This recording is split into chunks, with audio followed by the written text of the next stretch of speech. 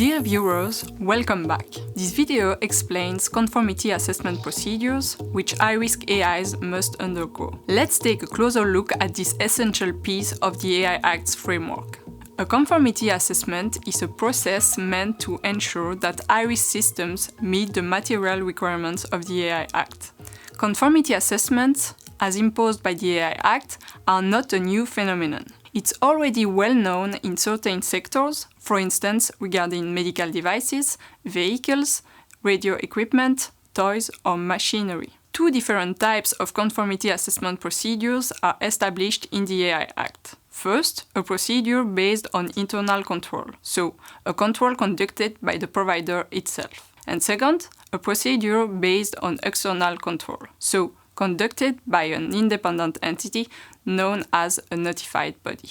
Let's take a look at each of these procedures. On the one hand, the procedure based on internal control is described in Annex 6 of the AI Act. It requires the provider to examine the system's technical documentation in order to assess the system's compliance with the relevant requirements, and to verify that the system's design and development process, as well as its foreseen post-market monitoring, are consistent with the documentation. The internal control also requires the provider to verify that the quality management system put in place is compliant with the regulation. To be compliant, it must include, among other things, a description of the strategy for regulatory compliance, the examination, test and validation procedures applied to the AI system, as well as systems and procedures for data management and record keeping. On the other hand, the external procedure, so the one carried out by a third party, namely a notified body, is set out in Annex 7 of the AI Act.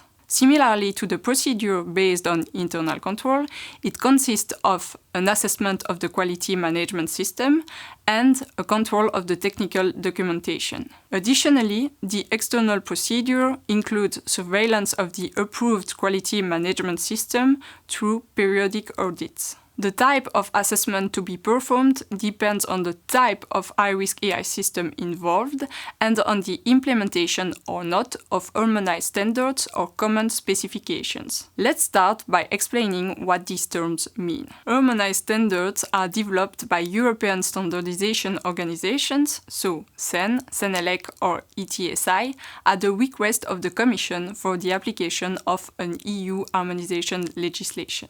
Under the AI Act, the Commission must issue standardization requests covering specific material requirements of the regulation, and the references of the resulting standards must then be published in the EU official journal. At that stage, providers of high-risk AI systems applying harmonized standards may use them to demonstrate compliance with the requirements covered by the standards. If no harmonized standard regarding a given set of requirements has been published in the official journal, common specifications may be established by the Commission. These specifications are adopted as implementing acts and are meant to define specific technical characteristics that high-risk systems must meet to be deemed compliant with the related requirements of the AI Act. Let's now discuss how to determine the type of conformity assessment procedure to be performed. For high-risk systems listed in Annex 3, so the list of use cases, the conformity assessment procedure based on internal control applies. Yet,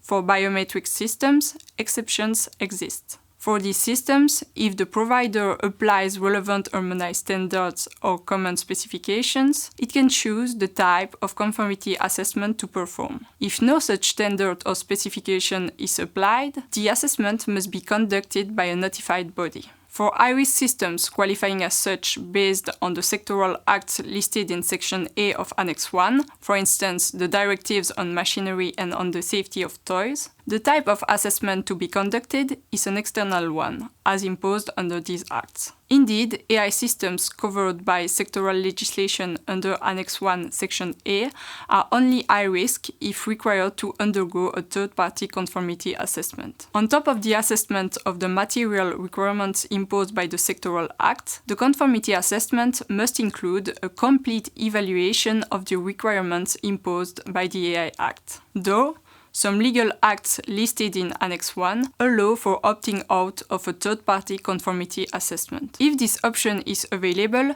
the provider can use it if all harmonized standards covering all the requirements imposed under the sectoral act are applied, as well as harmonized standards or common specifications covering the requirements for high-risk AI systems. The conformity assessment procedure must be carried out before high-risk AI systems are placed on the market or put into service. Besides, conformity assessments can also take place afterwards, in the event of a substantial modification of an AI system. The notion of substantial modification refers to any change to an AI system that was not foreseen or planned in the initial conformity assessment, and which either affects the AI system's compliance with the requirements of the AI Act or results in a modification to the intended purpose of the system. Conversely, systems which continue to learn after being placed on the market or put into service are not deemed to be substantially modified,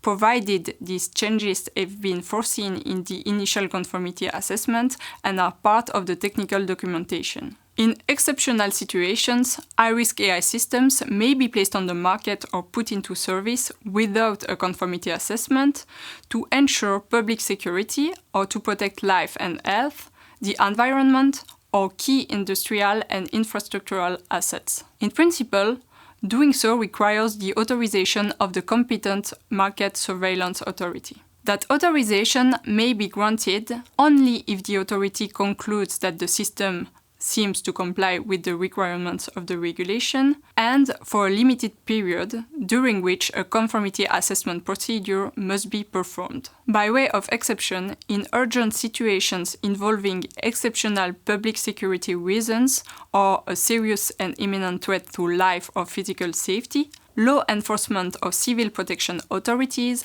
may place a high-risk system on the market or put it into service without prior authorization from market surveillance authorities. However, they must request such an authorization as soon as possible.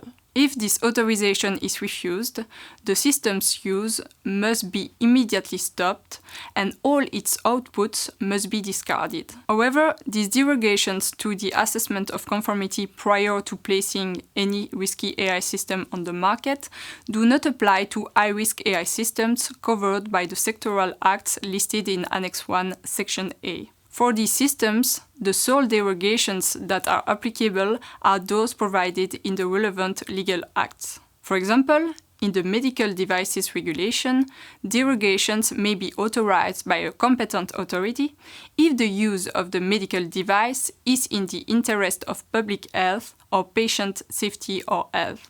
If the assessment concludes that the high-risk system meets the AI Act requirements, the provider must still draw up the EU Declaration of Conformity and affix the CE marking to the system before proceeding with its placing on the market or putting into service. In the case of an external conformity assessment, this can be done once the notified body has communicated its positive decision to the provider or, where applicable, to its authorized representative, and has issued a Union Technical Documentation Assessment Certificate. This will result in the CE marking being lawfully affixed to the AI system, accompanied by the notified body's identification number. Additionally, the EU Declaration of Conformity will include the name and identification number of the notified body, a description of the procedure performed, and the identification of the certificate issued.